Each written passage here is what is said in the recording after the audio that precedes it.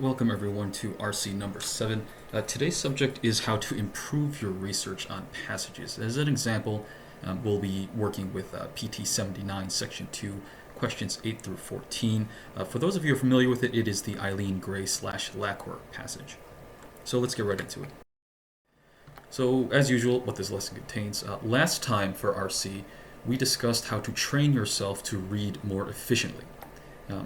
And that boils down to don't reread dense details, but instead keep track of how the discussion moves from paragraph to paragraph and focus on what the author is trying to accomplish logically, instead of focusing on the details with which the author is doing so. And so I kind of added this lesson on because I felt like the discussion was somewhat incomplete last time.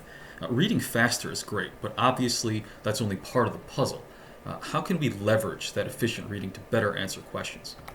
So that is today's subject, how to research for questions better using, again, PT 79 section 2 questions 8 through 14. I believe that makes it the second passage as an example. So I'll roughly split this into 3 parts. Part 1 is to demonstrate, as I usually do, how I read and map out a passage predictively with an eye towards finding certain kinds of details. Part 2, I'll demonstrate, again, how I usually do, how I use that map to perform research on a few selected questions. In fact, I think I did it for 2 or 3 questions, but I think I cut them in. There's only one that remains here. And finally, part 3, I'll sort of suggest an exercise designed to focus on building your roadmap, creation, and usage skills. So let's start with part 1, mapping predictively. As we always do, starting with paragraph 1, I will read the first and last sentence and do some predictive work. So the reading phase of it, first sentence. Eileen Gray is best known for her lacquer work, and she performed a pretty huge range of stuff, which is listed out here. Not sure if that entire range of stuff has to do with lacquer, but that list is there should I need to refer to it at any point. Skipping to the last sentence. Let's see here, pretty longish one. Lacquer tradition was apparently a good fit for Gray. Again, I don't know anything about lacquer or Gray at this point. I just know that the two are a good fit according to our author. And Gray, who eschewed fancy stuff in favor of austere beauty and simple forms. So eschewed, I usually don't stop to do this, but because I know that this is a word that not a lot of you are aware of, eschewed is one of those sort of SAT vocab type words. It basically means to avoid or abstain from. You can figure out what it means even if you had never come across that word. From looking at the logic of the entire sentence, we hear that Gray eschewed fancy stuff, which is put in opposition to her preference for simple stuff. So a good guess would be based on the idea that just as fancy is put in opposition to the simple here, eschewing is something that is put in opposition to preferring something else. So if Gray preferred the simple, and that whole group of ideas, preferring the simple, is placed in opposition to eschewing fancy, a good guess is that she avoided or abstained from fancy stuff in favor of going for the simple stuff. Another word that kind of disappointingly a lot of you are asking me questions about is the word austere. In contrast with the whole eschewed thing, austere is put in alignment with the idea of simplicity. So I like to think of that word as meaning simple with a sort of moral judgment quality to it. I think dictionaries tend to use a formula of austere equals simple plus an element of strictness to it. There's a sort of quasi-moral quality to the word austere. It's more than just merely simple. All right, but honestly, in the grand scheme of things, those particular words don't mean that much. I just didn't want you guys to stop cold in the event that you had any vocab issues. So let's move into the mapping phase of my reading. So mapping, which is just really the same thing as the prediction stuff that I always demonstrate. So we'll start with what I skipped. There's probably more specifics about Gray's work in general, and maybe more basic / introductory info about what lacquer work actually is in paragraph 1, but I'm not really going to try to predict specifically what it is, but if I need to look for something on that general level, this is probably where I'm going to find it. Now, in terms of where this is going, probably and really almost certainly we're going to hear more about Gray's work in many different forms, because we were given a whole list of the various different forms, right? And likely involving lacquer, because the first and the last sentence seem to suggest that it's a pretty important element of the passage / understanding Gray as an artist. So now that we're done with paragraph 1. So moving on to paragraph 2's reading phase. The first sentence tells us that lacquer requires painstaking layering and lacquering on both sides of the wood, And here, for me, is a cool story bro moment, as the kids say these days. I don't really know why I should care about this particular fact. It was just kind of thrown at me, and so I don't really know why I should care. I just know it's there, and the author found it important enough to lead off the paragraph with it. So I guess that's all I'm starting with. This paragraph begins by telling us that lacquering requires a lot of care. The last sentence leaves me slightly even more confused. A discussion of Gray's furniture work. So notably here in the last sentence, we hear that she used modern materials like tubular steel, whatever that is. And interestingly, I am not sure what that has to do with lacquering, if anything at all, because lacquering, the two times that I've heard about it in this passage so far, seems to be about wood.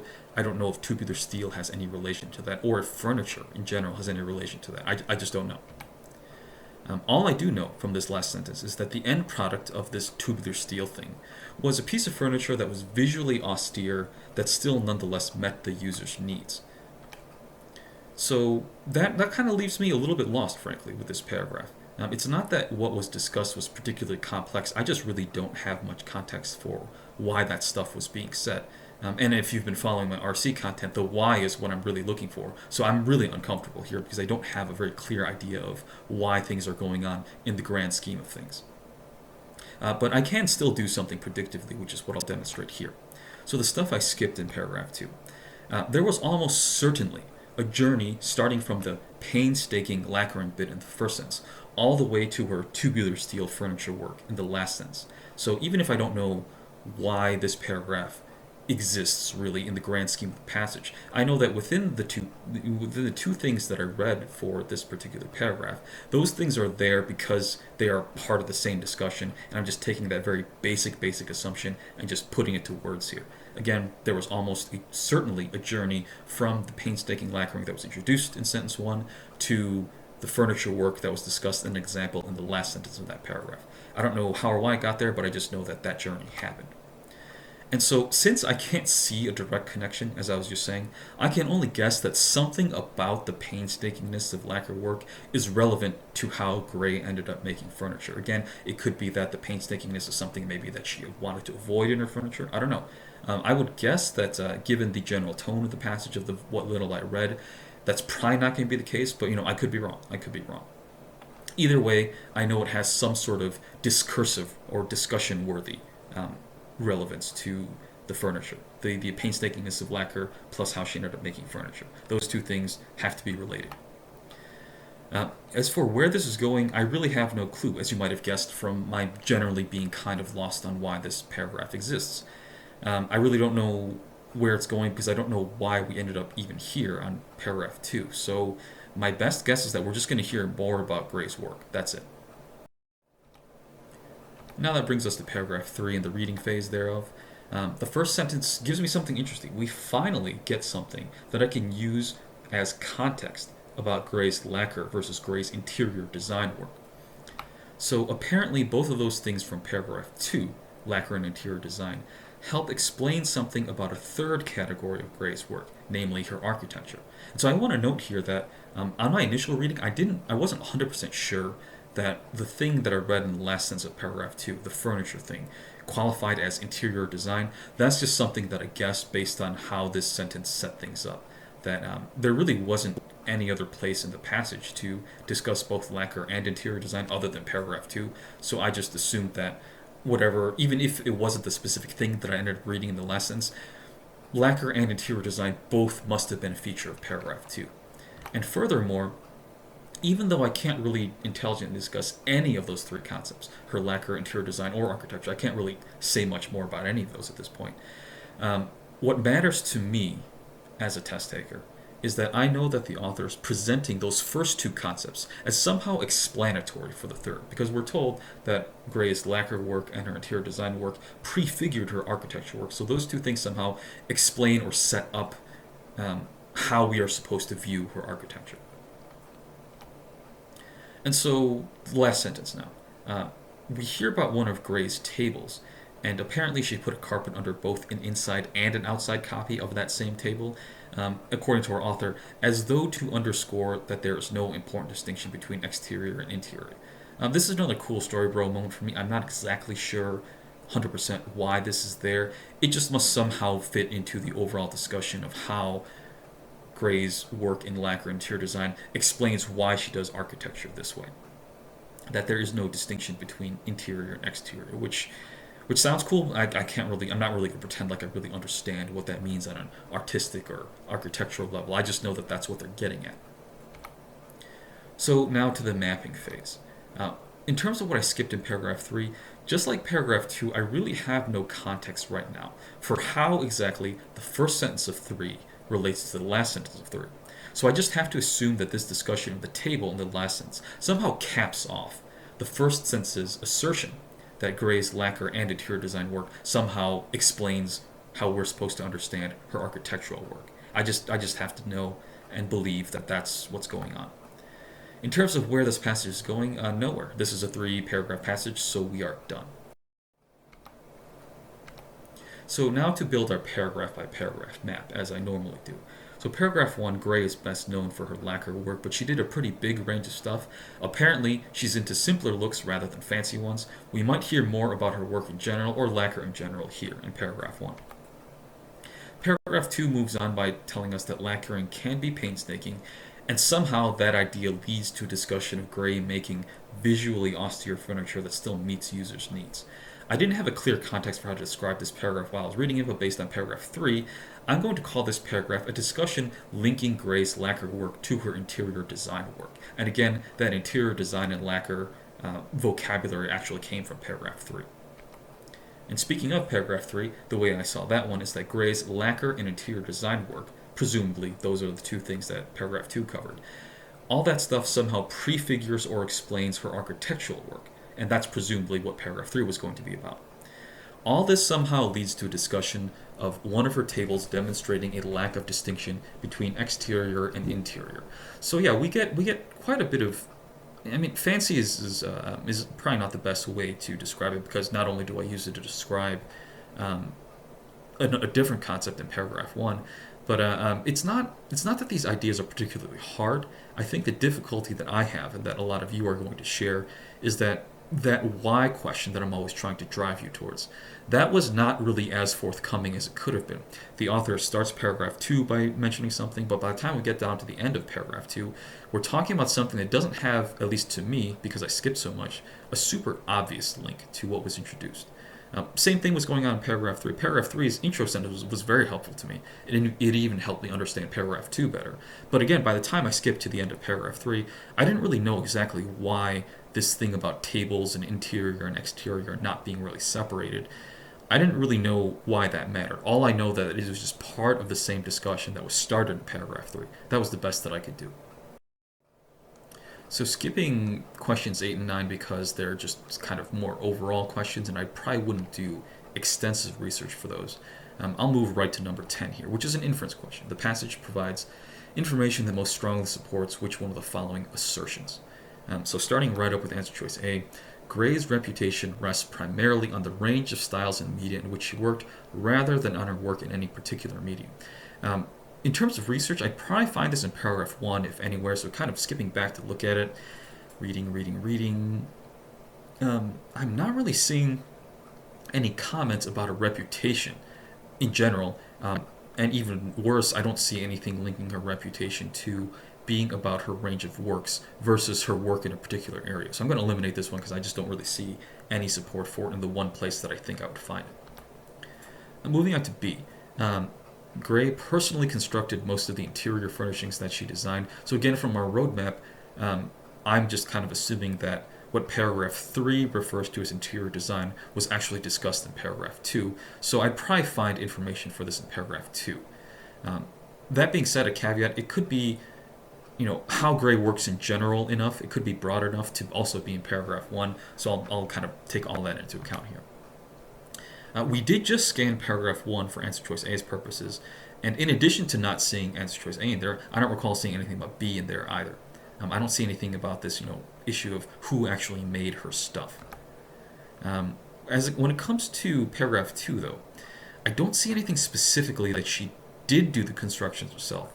but there's also no indication that anyone else was involved, so maybe she did. So I'm going to eliminate B because I don't really feel it is directly supported, but I might reconsider this if nothing else works, because at the very least, I can see how this doesn't go against what was said. Again, it's not what I'm looking for, but if nothing else works, I may reconsider this. Moving on to C now. Definitely, this seems like a paragraph 1 issue. In Paris and Gray's time, wood was generally considered an inappropriate medium for visual art. The last sentence mentioned Paris on my first read through, and our reviews of paragraph 1 for both A and B also showed another mention of Paris, so that's definitely where we're going to find this information. But again, looking at paragraph 1 very quickly, there's no indication that Parisians poo-pooed wood and lacquer work. If anything, Paris, I guess, was kind of supportive of it, because Paris was where Gray learned this lacquer art in the first place. I'm going to eliminate C because I think it goes factually against what we read in paragraph 1. So pushing on to D. Arguably, I feel like this could come from anywhere. Few of Gray's works in lacquer were intended for public viewing. I don't recall seeing anything again in paragraph 1 about publicness, so it could be in, I feel like this could sneak up anywhere in paragraph, somewhere hidden in paragraph 1 that I may have missed because I'm reading too fast, or maybe it's somewhere in paragraph 2 or paragraph 3, I don't know. Because this could apply, I think, to any of her work that is lacquer, and I feel like this could just pop up anywhere. So starting with paragraph 1, again, we've already looked here for A, B, and C so far, and even though I didn't really stop to read sentence by sentence completely, and I was still kind of scanning fairly rapidly, I still got no explicit sense of Gray's work was meant to be seen or not seen in paragraph 1. There's a possible suggestion that her lacquer works being indoor stuff like bowls and furniture. That could also mean that it's inside a private home and therefore not meant for public display, but this feels kind of weak. I feel like I have to do a lot of explaining to make this work, and that's generally not going to be a winning situation for us. So moving on to paragraph 2, I'm reading it, and here we get some clue. She made a lacquer screen for the lobby of an apartment, which is ostensibly a public spacing face. So again, I do kind of have to add a little bit of my own personal knowledge, but it's not really that much of a stretch. Lobbies, by nature, you wouldn't call something a lobby that wasn't meant to like host people from outside, right? The lobby of any building is kind of just conceptually a public-facing space. So if she made something for a lobby of an apartment building, that's that's something that she made for public consumption. So I mean, it says few, so I mean, I guess there's still a reason for it, but I just feel like this is a pretty clear indication that hiding her stuff from the public really wasn't a thing. So I'm going to eliminate it based on that. So moving on to E, this actually sounds okay already. Much of Gray's later work was functional as well as ornamental. This wasn't something that I really highlighted per se, but it did pop up here and there in my roadmap. We saw in paragraph 2 that Gray's lacquer work led to a form and function mixture. Again, I didn't really see it as that, but I did record something that demonstrated that. The last sentence in paragraph 2 specifically is what I'm talking about, where it had a certain austere look to it, but it also served whatever needs it was designed to fulfill. So there's a look to it and a function to it. So we know that she mixed the two. All that remains is to confirm that this applies to her later works. So I am finding that in lines 25 to 34, which is also in paragraph 2. Earlier panels that she made were flat, but later ones were 3D and wore several hats. Specifically, there was a panel that she made that was simultaneously a painting, a piece of furniture, and an architectural element all at once. And that's good enough for me. That tells me that she started off making flat panels, but later on she ended up making them 3D and made them multifunctional. They weren't just artistic, like it wasn't just a visual thing like a painting. It was that and furniture and part of the building all at the same time. And so to me that shows that something that she did later on had this mixture of form, aesthetics versus function, which is function. So initially I actually did questions, I believe 11 and 13 as well, but in the interest of time I cut them from the final video here. So yeah, in the interest of just getting right to part 3, which I think is what a lot of you are here for, I'm not going to demonstrate those questions here, but I will upload a full demonstration of this passage in the coming weeks, so stay tuned for that if you're interested. All I want to note here is something from question 10. As always during my initial reading, I didn't bother to actually read paragraph 1 before hitting the questions themselves. So answer choices A, B, and C, though, they all relied very heavily on paragraph 1. I read it once fairly completely for A, and then I quickly scanned through it for B and C, and that really was enough. But here's the catch. If you took the time to struggle through and understand paragraph 1 on your initial reading, would you have understood it well enough to not have to essentially do what I did for question number 10 for A, B, and C? Would you have been able to save the time? I mean, that's time you would have spent anyway. Even if the above were true, for even if you would have understood well enough to not have to really re-research it for question 10, would the effort that it took for you to fully understand paragraph 1 have been worth the time or the risk of losing sight of how the discussion was moving on a macro scale? Would it have been worth it? So that leads me to sort of the open-ended discussion of why RC is a lot like LG. Yes, there is value in reading thoroughly the first time through, just as there is value in trying to find deductions up front. I'm not saying that there is no value, there definitely is value. It's just that that value is almost always outweighed by 1, the risk of failing to grasp what will help you later on questions, and 2, the need to repeat a certain amount of that effort anyways later on. So again, it's not that reading thoroughly the first time through is just a terrible, useless thing. It's not. The more you read up front, presumably the less confusion you'll have later on. That would be nice if it worked out that way. But as it works out in reality, even if you spend a lot of time reading paragraph 1 before hitting the questions, chances are you won't really have a good idea of what the question is going to ask you about. A lot of the other methods out there like to pretend like that's an easy thing to do. I've never really found it that particularly simple of a matter, and most students seem to share my position. That doesn't seem to be how it works out. So not only can you fail to get whatever it is you're supposed to get by reading thoroughly, even if you do read thoroughly and you do get something useful out of it, just out of fear and the need to confirm an answer choice that you pick later on, you're going to have to read it again. So you're not really saving yourself much in the way of effort. You're really not. So that brings us to part 3. So we've talked about the value of just getting through stuff and being efficient. Now how to actually practice that efficient mapping in practice. So I mentioned earlier on that I was only sort of going to suggest an exercise. And the reason for my hesitance is that there really isn't a separate set of exercises and timings that I suggest for this. Instead, I just suggest fold what I'm about to discuss, this mapping idea, into the untimed phase of your how to read more efficiently work that you may have picked up from the previous lesson, RC lesson number 6. So practice item number 1 when it comes to mapping. Be very aware of concepts introduced early in a paragraph, and assume that any cool story burrow moments that appear later and seemingly without context are linked to discussion of that same concept that you noticed early in the paragraph. So at a few different points of the passage, the paragraphs that I saw, specifically paragraphs 2 and 3, ended with a very specific example of Gray's work. Since I only read the first and last sentences of each paragraph, I had zero context for why that example exists, which put me in a pretty bad position because I'm constantly telling you guys, you gotta know why, and I didn't know why. However, I knew, without even reading most of this stuff, that the specific example must somehow be related to the ideas introduced earlier in the paragraph. So that much I know just because that's how these things are written. So even if I didn't know and understand fully how tubular steel furniture had anything to do with lacquer, I still knew that something about the painstaking element of lacquer work had to lead up to the tubular steel example. Same thing with paragraph 3.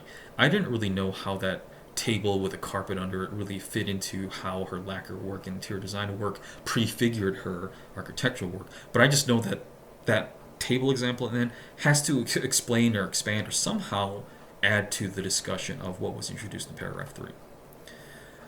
So going back to paragraph 2, though, upon rapidly rereading paragraph 2 for question number 10, specifically for answer choice D, it really did turn out exactly as I assumed. Lacquer is painstaking, and you have to do both sides to prevent warping. And that leads into the idea that there's a tension between aesthetic demands and structural requirements inherent to lacquer, which is a mix of form and function. And that idea further leads to Gray's lacquer work has a not immediately apparent architectural quality on top of whatever visual appeal it has. So she didn't do lacquer. Lacquer isn't something you can do just to achieve a certain kind of look. You apparently have to do lacquer in a certain painstaking way so it doesn't get bent out of shape. That's literally what warping means, right? To get bent out of shape. So lacquer isn't just about a look, it's also about doing it in a certain way to maintain a certain shape or structure. And that is something that our author describes as a tension between aesthetic demands, how lacquer looks, and structural requirements. Lacquer needs to be done in a certain way so that structure remains workable. And that led to the idea that, okay, Gray's lacquer work inherently, therefore, has both a sort of look to it as well as an architectural sort of under the hood structural element to it as well. And that finally leads to this whole discussion about screens in the middle of paragraph 2. And that leads to the idea that tubular steel furniture has a certain austere look to it, but it still works and functions as needed. So on seeing paragraph 2, I do finally have a specific idea of how that tubular steel example links back up to the painstakingness of lacquer. And that was this long discussion that I had breaking it down. Granted, it didn't take me that long to pick this up as I was reading it. Yes, I do read kind of faster than average, but at the same time, just note that even though it sounds like a fairly involved discussion that I was having with these 5 bullet points, when you're not explaining this out loud to somebody else, it really doesn't take that long. And you can kind of see one thing follows another here. Yeah, so I just want to point out here that the entire discussion that I had on the previous slide about paragraph 2 was complicated. However, it is much easier to detect this sort of one thing chains into another progression after assuming the filter of, okay, we start at painstaking lacquer and discussion somehow has to progress to the tubular steel bit at the end. This is the important thing I want to note here. Contrast having that filter that I described versus just reading it for the first time without such a filter. Can you honestly guarantee that you can generate the same simple logical progression that I was able to find? Can you guarantee that you could do that just as quickly by reading more naturally, fully, and normally the first time through? I would say for the vast majority of people, myself included, the answer is no. Reading paragraph 2 without a filter and just reading it as it's presented to you as you come across it sort of naturally, without that filter, it's kind of hard to see the importance of all this stuff. But I'm not discounting the possibility that it's possible. If you can just read normally and come up with that at the same time and do it just as rapidly as I did, that's great. Proceed as you are. Remember the golden rule: do not fix what is not broken. If you are not unhappy with how your current reading methods are working, don't go out of your way to try something else. Only try something else if you think that that's an improvement on what you're currently doing. And if you can't guarantee that, great. I mean, that's why we're both here. A final note on practice item number 1.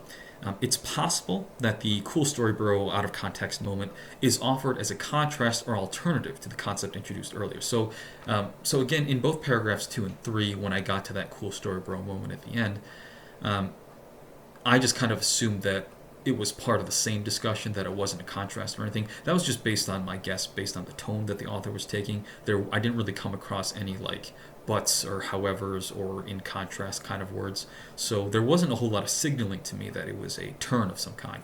So I thought it was just going to be more of the same, and it was just going to be a clean progression. But it's possible that the out of context moment that you get is offered as a counterexample or something like that. However, the important thing is that you are asking why that out of context moment is there rather than what it actually is. So yeah, the out of context moment can serve a number of different roles. I just assumed it was going to be confirmation of some kind, but it could be a contrast. It could be something else entirely. That's up to the passage and the author. So now for practice item number 2, piggybacking on the why idea from the last slide. Use that why thinking and that filtering thinking that I described to figure out the role or position of weird paragraphs. And you can do this after you read the paragraph. So as you saw, sometimes it's hard to see the context of the paragraph as you read it.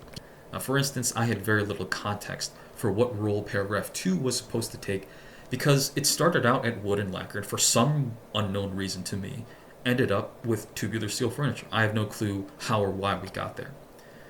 Again, I had no clue what the latter had to do with the former. But because I had this why filter constantly running in my head, the moment I read the first sentence of paragraph 3, I all of a sudden understood where and how paragraph 2 fits into the overall discussion. The first sentence of 3 categorized Gray's work into lacquer, clearly mentioned in paragraph 1 at the beginning of paragraph 2, then further into interior design, probably what paragraph 2 is about, culminating with tubular steel example, and both lead up to her architectural work. And now, of course, we've reached the takeaways part. The lesson is basically over. So, to start off with, better research for RC is founded on better mapping of the passage. I don't actually recommend writing your map out all the time, but if it helps you to start out, try it. So, item number 1. When reading an individual paragraph, as you read, be sensitive to concepts introduced early in a paragraph, or perhaps even at the very tail end of the preceding paragraph. Either way, there's something very early on that you should be paying attention to. For details that are dense or whose significance isn't immediately obvious, just simply make do with the assumption that those details must somehow stem from the concept that you are aware of from the above bullet point. And once you have that down pat, item number 2. When moving from paragraph to paragraph, be on the lookout for clues that help you better contextualize previous material. Because, as I recommended in item number 1 above, I was extremely sensitive to concepts introduced early in paragraphs. I immediately saw in the beginning of paragraph 3 of this passage that there was a framework to understand how the author positioned Gray's lacquer, interior design, and architectural work in relation to each other. That helped me finally understand how I was supposed to see paragraph 2, which notably I kind of struggled to do as I was reading paragraph 2 itself. I really didn't know. So incorporate items 1 and 2 above into your untimed practice for efficient reading, then work on getting it into timed practice. Ideally, you won't really have to do any of this as a conscious and separate effort. And I say that because, in my experience, sufficient drilling, focusing just on efficient reading, is really enough for most students to naturally find their own version of mapping and research. Today's lesson is really for those of you who manage to get through a passage faster thanks to more efficient reading strategies, but are still struggling to research questions. Like, sure, you can map something and you can get through a passage without reading too many details, and you feel like you have a good idea, and you can answer those main point questions well. You can understand the author perspective questions, okay. But when it comes to researching these inference questions, and there's a lot of back and forth between your roadmap and the question and the answer choices, if you're struggling to do that, that's why I made this, just so I give you some better hints of how to improve your map and how to actually engage the usage of your map. But yeah, that's it for today. As always, we have reached the end, and I have to pander to the algorithm. Liking and subscribing helps the channel. Thank you for being here. Leave a comment if you are so inclined, but really, I find it pretty efficient for you guys to just email me any questions directly. Yes, I am a little bit inundated, this being the holidays and people kind of panicking for January and all, but I'm still more than welcome, and you are still more than welcome to contact me. Any tutoring inquiries should be always directed to that email as well. And I will see you guys in the next one.